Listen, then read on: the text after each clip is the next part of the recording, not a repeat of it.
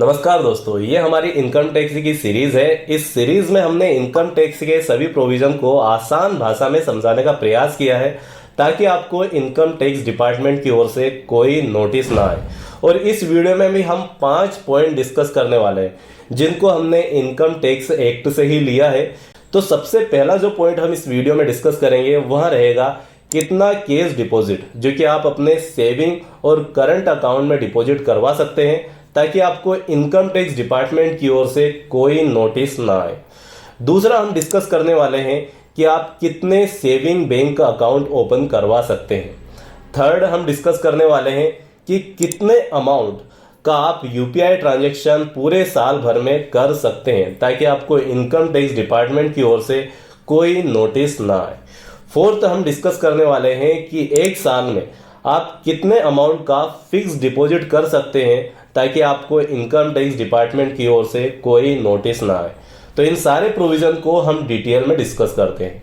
सबसे पहला जो प्रोविजन है वह है कितना कैश डिपॉजिट आप अपने सेविंग बैंक अकाउंट और करंट अकाउंट में कर सकते हैं, साथ ही कितना अमाउंट जो कि आप इन दोनों अकाउंट में मेंटेन कर सकते हैं।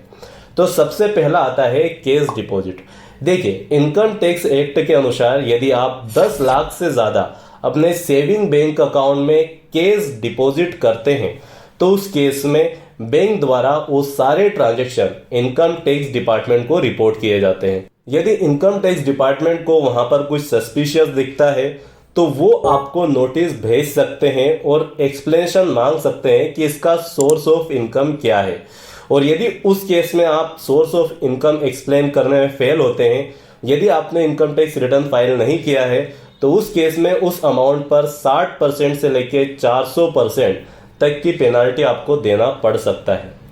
दूसरा, यदि हम करंट अकाउंट के बारे में बात करें तो यदि करंट अकाउंट में आप पूरे साल भर में 50 लाख से ज़्यादा का डिपॉजिट करते हैं तो उस केस में बैंक द्वारा वह ट्रांजैक्शन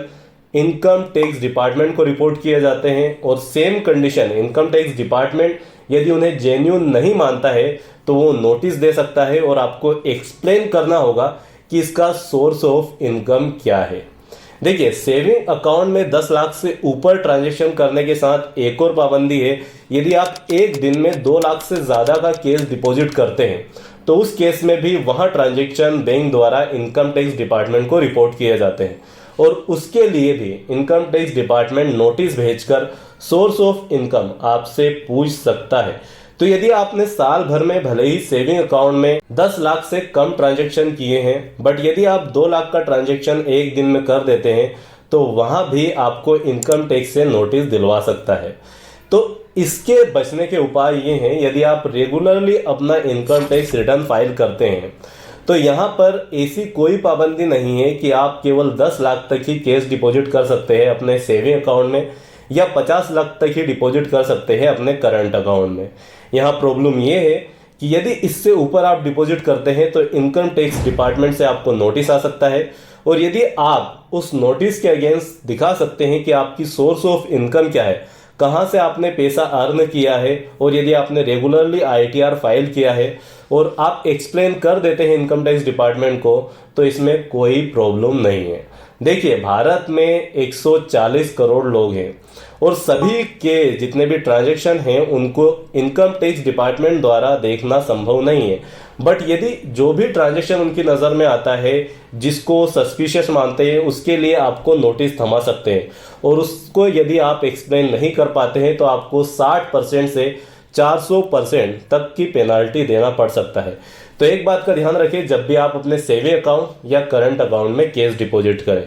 जैसा कि हमने पिछले वीडियो में देख लिया है, यदि आप सेविंग अकाउंट में 50 लाख से ज़्यादा कैश डिपॉजिट करवाते हैं या करंट अकाउंट में 1 करोड़ से ज़्यादा कैश डिपॉजिट करवाते हैं एग्रीगेट रूप में, तो आपको आईटीआर फाइल करना मैंडेटरी हो जाता है। और यदि आप आईटीआर फाइल नहीं करते हैं तो आपको इनकम टैक्स डिपार्टमेंट की ओर से नोटिस आ सकता है और एक्सप्लेनेशन भी मांग सकते हैं क्यों आपने आईटीआर फाइल नहीं किया, और उस पर भी आपको पेनल्टी देना पड़ सकती है। कई बार ये प्रोविजन तब अप्लाई होगा जब आप कभी कभी ऐसे ट्रांजेक्शन करते हैं जिन पे टैक्स नहीं लगता, जैसे एग्रीकल्चर इनकम, या आपने एग्रीकल्चर लैंड सेल की है और उसको आपको रिसिप्ट हुई है 50 लाख से ज़्यादा या 1 करोड़ से ज़्यादा, और आपने अपने सेविंग या करंट अकाउंट में डिपॉजिट किए हैं, तो उस पर वैसे तो टैक्स नहीं लगेगा,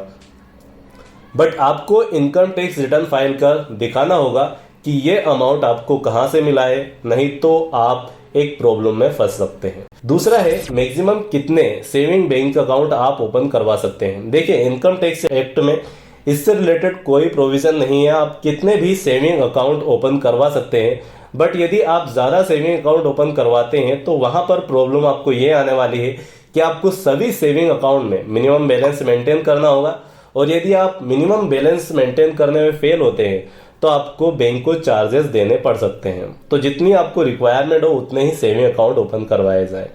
नंबर 3 है कितना डिपॉजिट, जो कि आप फिक्स डिपॉजिट के रूप में बैंक के पास रख सकते हैं पर ईयर, तो उसको देख लेते हैं ताकि आपको इनकम टैक्स डिपार्टमेंट की ओर से कोई नोटिस ना आए। देखिए, फिक्स डिपॉजिट में यदि आप एक साल में 10 लाख से ज़्यादा का फिक्स डिपॉजिट करवाते हैं किसी बैंक में,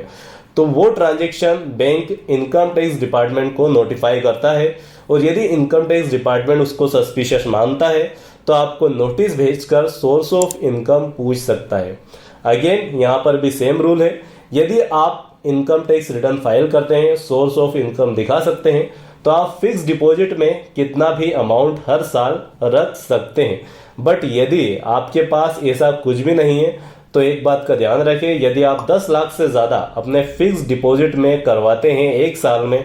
तो इससे रिलेटेड आपको इनकम टैक्स डिपार्टमेंट की ओर से नोटिस आ सकता है।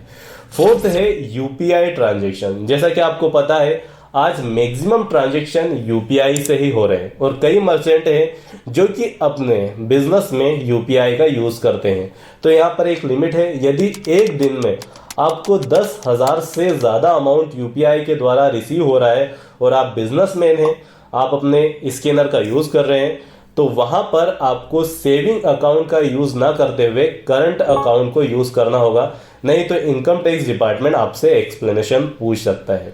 तो इस वीडियो में हमने चारों के बारे में जाना कि आखिरकार कितना अमाउंट जो कि आप सेविंग बैंक अकाउंट में कैश के रूप में डिपॉजिट कर सकते हैं, दूसरा कितने सेविंग अकाउंट ओपन करवा सकते हैं, थर्ड जिसमें हमने जाना फिक्स डिपॉजिट में आप कितना अमाउंट रख सकते हैं, और लास्ट जो हमने जाना कि आप कितना यूपीआई ट्रांजैक्शन के द्वारा अमाउंट ले सकते हैं। तो उम्मीद है ये सारे प्रोविजन आपको समझने में मदद करेंगे, और यदि आपको कोई कंफ्यूजन हो तो आप हमें कमेंट कर पूछ सकते हैं, हम उसका रिप्लाई जरूर करेंगे। धन्यवाद।